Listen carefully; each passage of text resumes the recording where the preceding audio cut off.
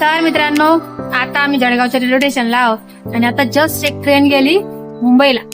तर ती ट्रेन बघून आम्हाला आमच्या मुंबईचा किस्सा आठवतोय.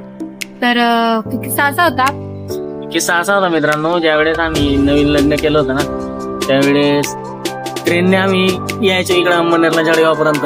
तर जनरलचं तिकीट काढायचो, टॉयलेट रिझर्वेशन मध्ये जाऊन टॉयलेटच्या बाजूची जी जागा असते ना, त्या स्पेस मध्ये नेता पण. आणि मी पण तेव्हा एवढी साथ दिली माझ्या बायकोने, मला विसरूच शकत नाही तशी. कारण की टीसी वगैरे यायच्या, आम्ही एवढे घाबरायचो. नवीन होतं, आपल्याला काही एवढी आयडिया नव्हती एवढ्या मोठी सिटीची पण, आणि ट्रेनची पण काही सवय नव्हती. टीसी आला तर आम्ही डायरेक्ट घाबरून घ्यायचो. नेता भरपूर वेळेस त्यांच्यासोबत फाईट करायची. 50 रुपये घेऊन घ्या, 100 रुपये घेऊन घ्या, आम्हाला बसू द्या. आणि त्याच्यानंतर निघायचो तिथून परत पुन्हा. आणि मग इकडं आल्यानंतर परत अजून 30 धावपड इकडून जाताना पण.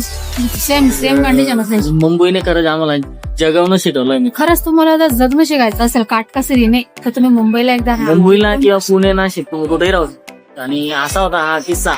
ठीक आहे, खूप दिवस आठवतात ते. अजून भरपूर काही किस्से आहेत, पण आता ठीक आहे. ट्रेन दिसली म्हणून चला म्हटलं मुंबईचा एक किस्सा आठवला, त्यासोबत शेअर करावा. तुमचे पण असे काही किस्से असतील तर नक्की शेअर करा. पुढच्या तुम्ही कोणत्या सिटीमधून तुम्हाला अनुभव चांगला भेटलेला आहे ते पण तुम्ही कमेंट मध्ये सांगा. तर चला भेटू पुढच्या रील मध्ये.